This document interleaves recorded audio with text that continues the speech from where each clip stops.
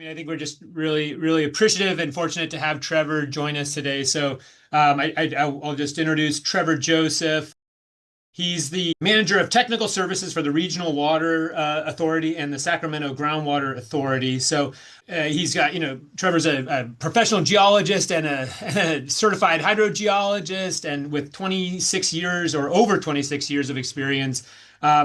And I know that Trevor's also, prior to his current role, has worn hats for the city of Roseville, and I know been involved in some of their ASR work, as well as also early on in the Sustainable Groundwater Management Program work for DWR. So Trevor has a breadth of experience and a lot of things water resource related, and certainly things that are really innovative and at the forefront of everybody's interest right now. So I think, yeah, I think it's just a great opportunity to maybe, hear about the regional water bank, hear maybe some of the lessons learned that Trevor has, and sort of be thinking about if there are some concepts that are worth considering and borrowing for the Solano subbasin. So yeah, thanks Trevor for joining us today.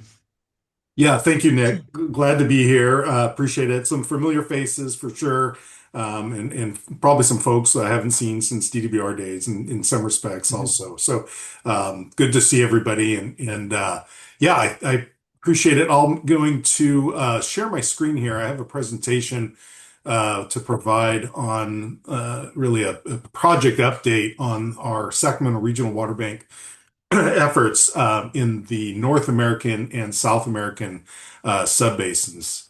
Um, Today, I want to give a little bit of background on the project, give a status update, and talk about really kind of the outcomes we're seeking, including federal acknowledgement and what that means, and then talk about some recent activities and essentially elements of the project that we've developed that seem interesting to me. Hopefully, they're interesting to you, but our water accounting system, and I'll explain, of course, what that means, and some previously banked water analysis, and then I'll kind of just wrap it up. As I was mentioning earlier, please, I think from my perspective, time permitting, it's important to make sure I don't lose folks along the way. So if you have questions, please, by all means, let me hear them, and we'll try to work through them. Just starting out, so I again work for the Regional Water Authority and Sacramento Groundwater Authority.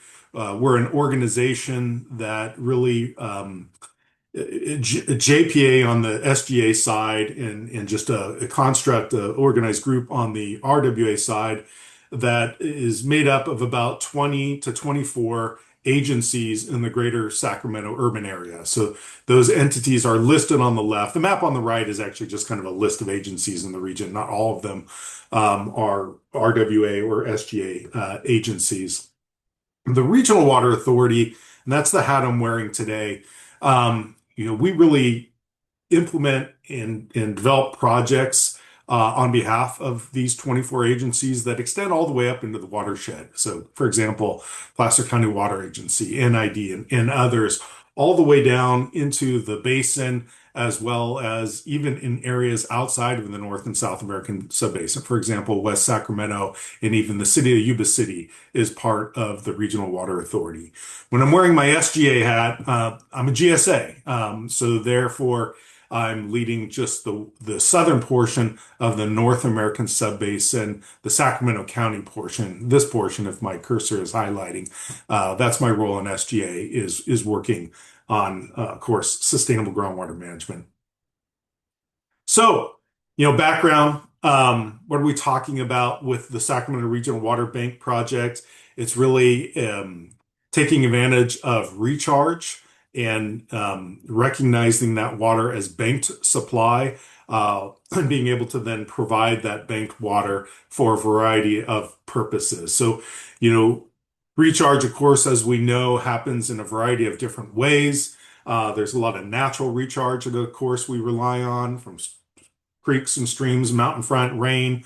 But really what we're talking about with the water bank is in lieu recharge. Now I classify that in my mind, it's natural processes, but it's still product of agencies taking actions to take extra surface water when it's available off predominantly the American River and foregoing pumping groundwater and getting in lieu recharge from that action. And of course, that action takes infrastructure and the purchasing of water to make that happen.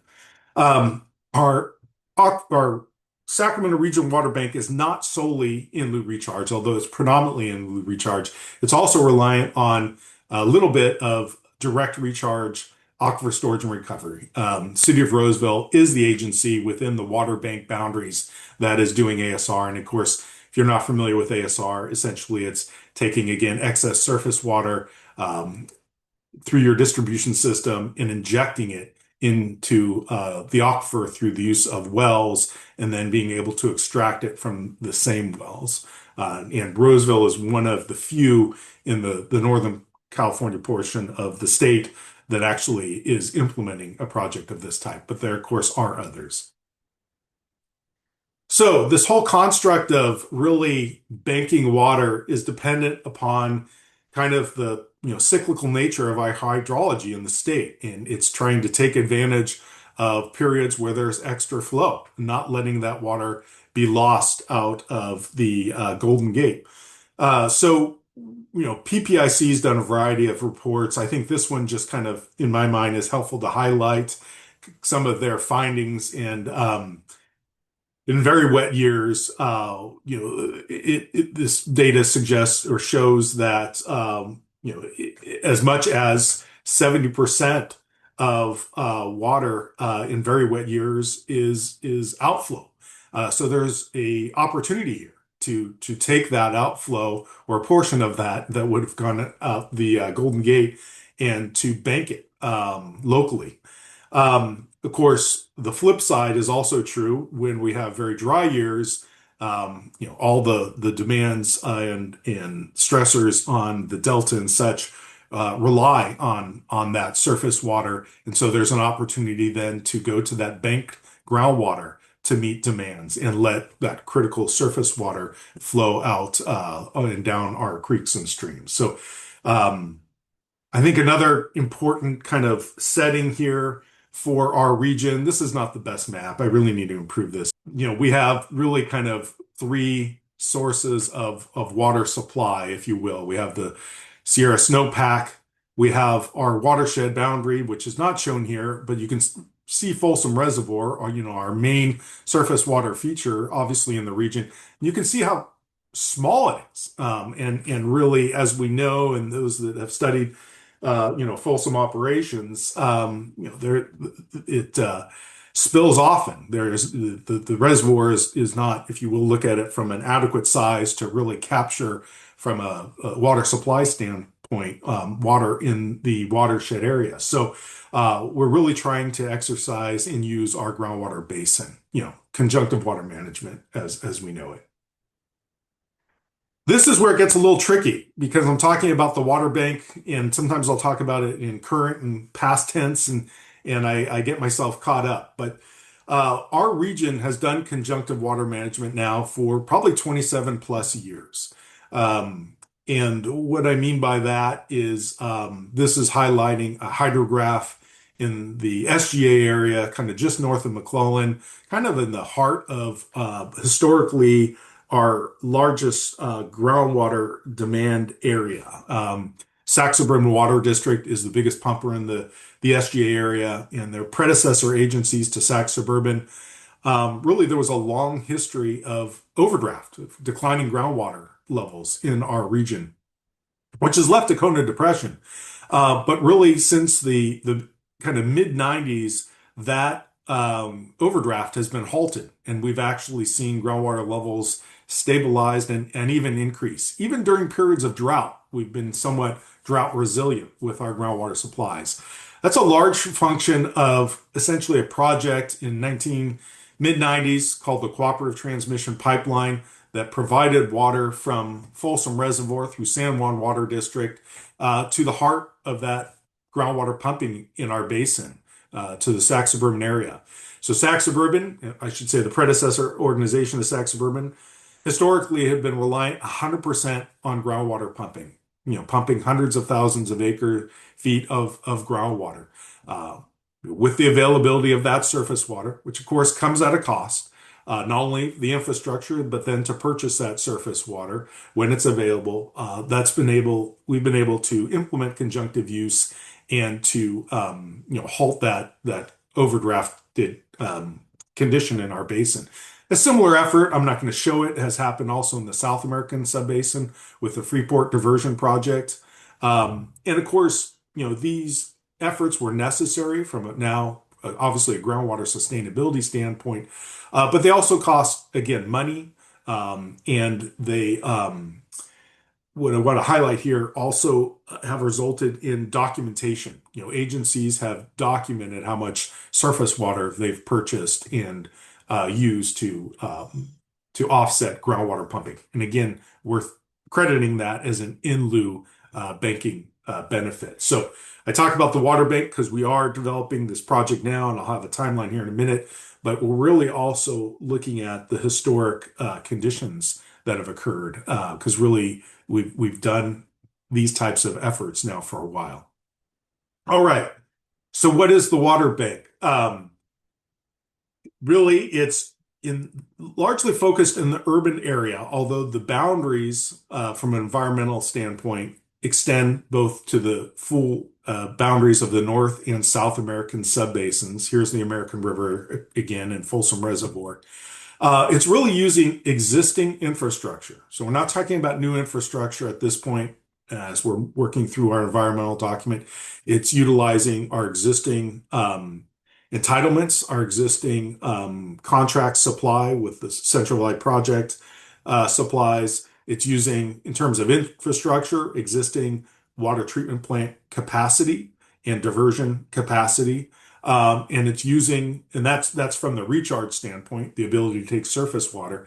And then from the groundwater standpoint, what's not shown here is it's using existing wells. So we feel that we can further optimize conjunctive use and enhance conjunctive use as part of this project with the goal of recharging up to 65,000 acre feet per year during those wet periods and 55,000 acre feet per year of recovery, being able to pump that stored groundwater during dry periods, again, with existing infrastructure. And this doesn't equate to year types, it's periods because, as we know, sometimes there's flood flows early in the water year, but then the year may turn out to be a normal or dry year. But we're taking water when it's available and really in flood flow conditions to recharge. This project also includes a transfer component. So the ability to transfer banked water supply to others in the region or outside the region, and even to Southern California. So how that is done is not actually pumping the groundwater out and piping it to Southern California.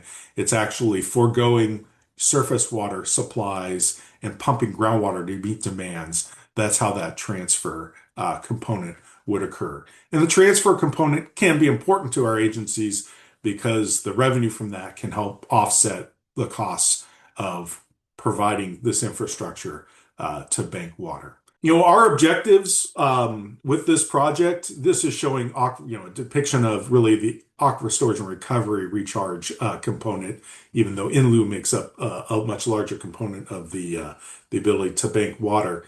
But it's water supply reliability. It's the ability for the agencies to take less surface water in dry years and pump groundwater to aid in meeting demands. And that's important because there's what's called the water form agreement in our region between the environmentalists and other interests to really manage the effects of flows on the the Lower American River. Groundwater sustainability, is something we all, are near and dear to our hearts, and the ability to bank water, increase the groundwater levels, aids in reducing pump lift costs. It provides a storage component that helps mitigate, the effects of pumping. There's other benefits, ecosystem benefits, aid in delta outflow. I'll explain that in a minute. Again, increased groundwater levels aids in pumping energy costs, and actually kind of a more of a nuanced benefit is advances regional management. Actually, this region prides itself on working together and coming together to make projects work, and this kind of helps uh, agencies stay at the table to kind of work together to kind of the construct of the whole is greater than the sum of the parts kind of concept. Um, so I started with the Sacramento Groundwater Authority and Regional Water Authority in 2022, and my goal was to get this project kicked off. So again, we've done a lot of conjunctive use, we've done a lot of in lieu banking, but why now the water bank is we really wanted to institutionalize it, all that conjunctive use, making sure we're doing it consistent with the Sustainable Groundwater Management Act.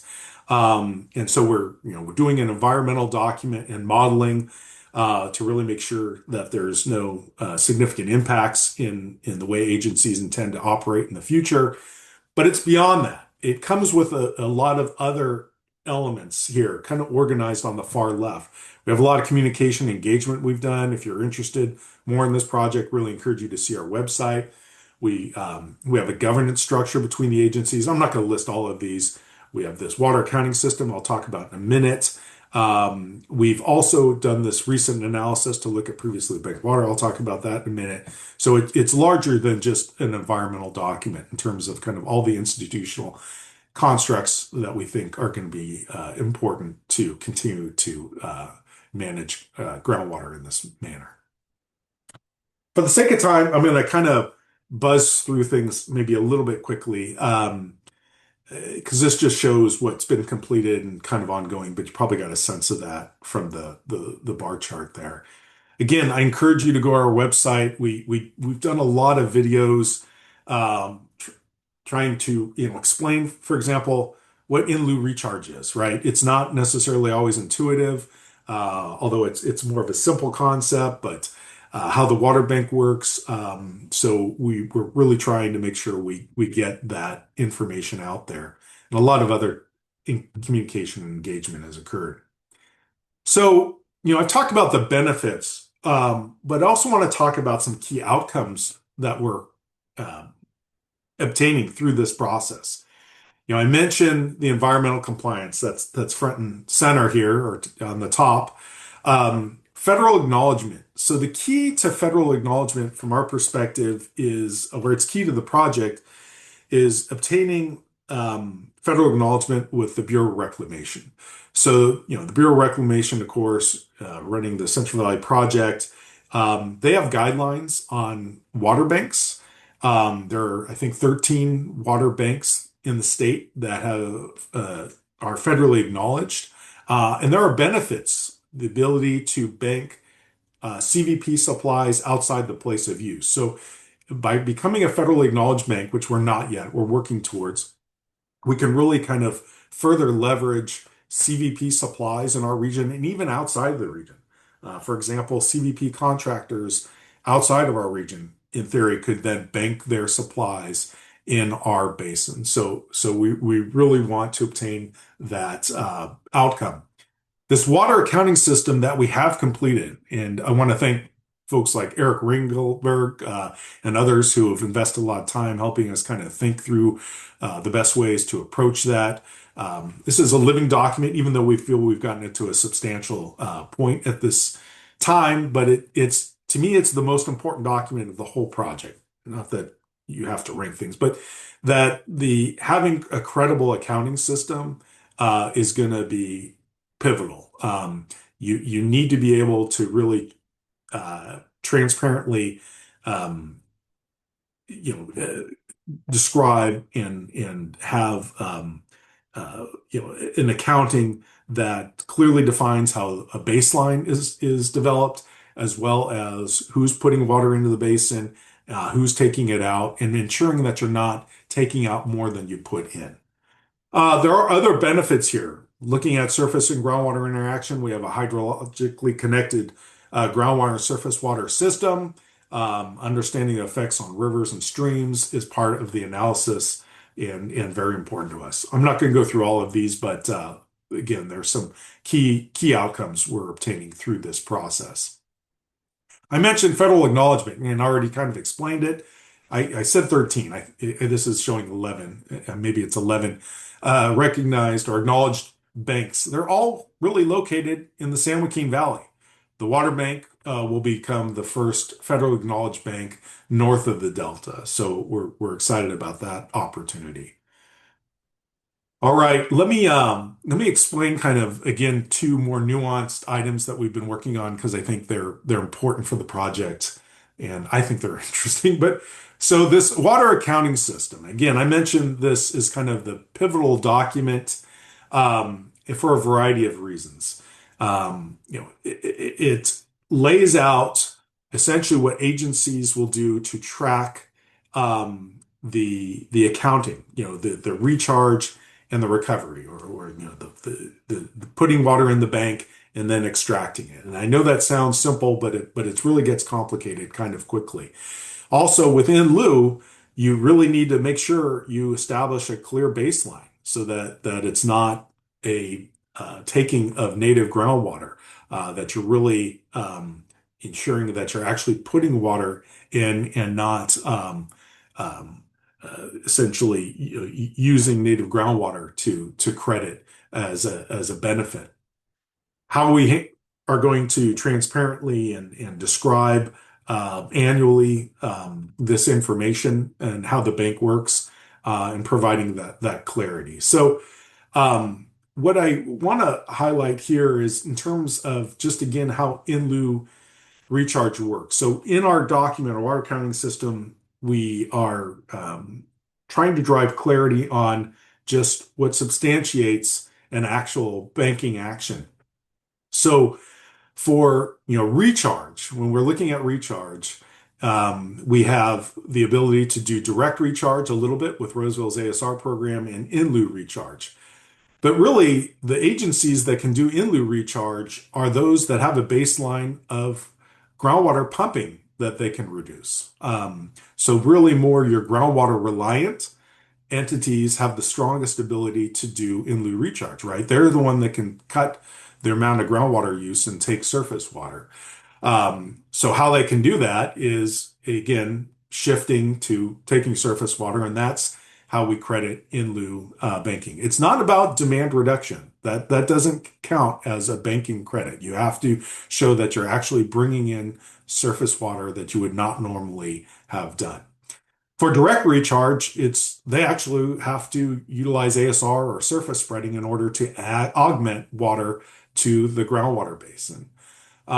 With a joint agency that has both groundwater and surface water capabilities, they also have the ability to do in lieu recharge and direct recharge, but to a lesser extent because their baseline already includes a certain amount of surface water use.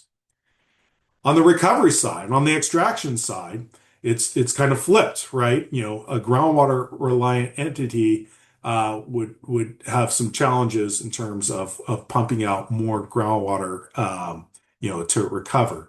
This is where a surface water reliant entity has some advantages here.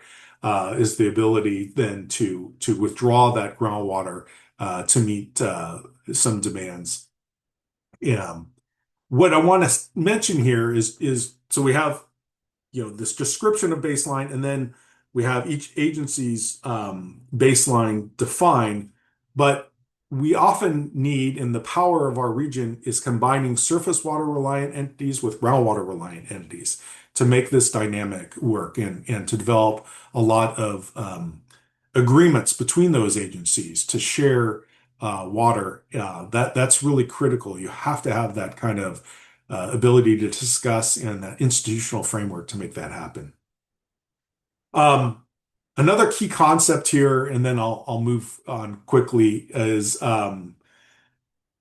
how Sigma works with banking. So really, these are two separate accountings. You have your GSP defined water budget that includes natural recharge that you keep account of, potentially artificial recharge, Your understanding of surface water, groundwater interaction, boundary flow, is water leaving or coming into your basin, and then withdrawals, right? And you're really operating to your sustainable yield, hoping your withdrawals are less than your natural and artificial recharge and inflow. And GSAs have to hit the mark over the long-term average, right? So they have to maintain sustainability by maintaining to their sustainable yield or less than their sustainable yield.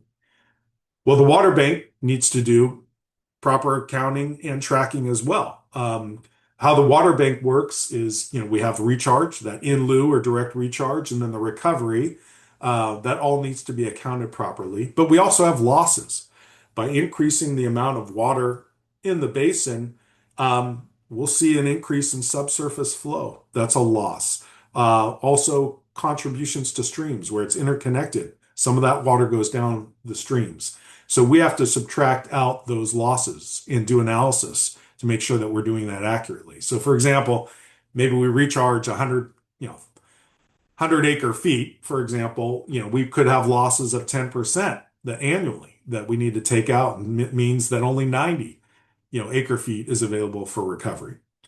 The leave behind provision is a commitment. This is more of a policy of the agency's banking to leave a certain amount of water in the basin just for added measure of sustainability. So this is kind of a one-way door, if you will, to send water from the water bank into the native groundwater supply of the GSP.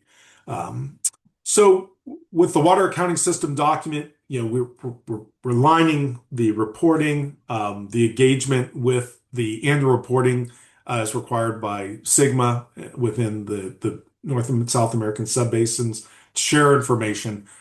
For example, the water banking managers need to understand, are there hotspots developing? Have we had a couple of dry years? How does sustainability look? Could we, is it, can we recover that volume? At the same time, the water banking managers need to inform the GSAs, hey, we've banked this water. There may be a call for water in the future, and we're planning to make some extractions here or there. So this is the construct. Even though we've done a lot of historic banking, we actually haven't had these types of discussions. So it's don't ask me how it's worked, but that's how we've laid it out in the water accounting system, is to have that further engagement. I'm going to go through this quickly because I kind of stack up groundwater substitution transfers with the water bank. For those of you familiar with groundwater substitution transfers, that's where you pump native groundwater, you forego your surface water supply to a buyer, and then it's naturally that volume is replenished by essentially stream flow. In the state and the feds, when you're using their facilities, they apply a stream depletion factor. In some ways, that's not the best, not to knock groundwater substitution transfer, but it's not necessarily the best approach from a sustainability standpoint. Essentially, you're taking a loan from the native groundwater supply, and that is recovered later naturally. With the bank, we're doing it in the opposite order. We're recharging first, increasing, the head, the net effect, and then only taking the water that we have in the basin. So there's no loan from native groundwater supply. There's other protective measures that we're doing that leave behind, and we have adaptive management and dispute resolution clauses in the water accounting system, something the water bank entities are committed to if problems develop with GSAs or other legal users of water. The intention is, these water banking participants are also often GSAs, so they kind of have a responsibility clearly on both sides, but we want to make sure that we're doing right from Sustainable Groundwater Management Act perspective. Okay, I promise, just a couple more slides. We've done a lot of banking historically through in lieu recharge in the North and South American subbasin based on largely in lieu documentation. A huge amount of water when you stack up 27 years worth of in lieu data. However, we just went through a modeling evaluation to see if that water is actually there because we know there are losses. And so what we did is in the north, our COSANA model covers our groundwater model because of both the north, south, and Cosumnes basins. And so what we did is we simply modeled a condition with that banking that occurred and without.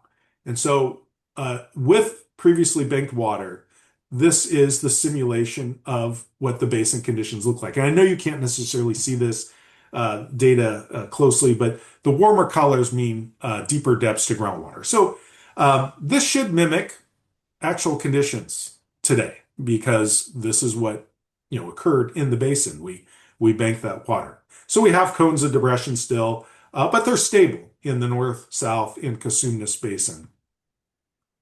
This is without that previously banked water. If we didn't bank that water, what would the conditions look like? What does the simulation tell us? And you can see deeper depths to groundwater in both the North and South American subbasins. Really no change in the Cosumnes that's because we didn't have any banking that occurred in the Cosumnes. So probably not a surprise there. But the model's suggesting we would have had deeper depths to groundwater. This is the difference. This is the net effect, essentially, of 27 years of banking is how we're defining it. So this is the difference between these two simulations. 1 to 20 foot increase in groundwater levels, which doesn't sound like much, but propagated over a large area, essentially that's about half of the volume that we had on paper is in the basins, North and South American. That means the other half left. The other half went down the river, or because it's connected, or to adjacent basins. And I won't go through that dynamic, but when we look at it from how that water broke down in terms of that previously banking, as I mentioned, about half remains in those basins.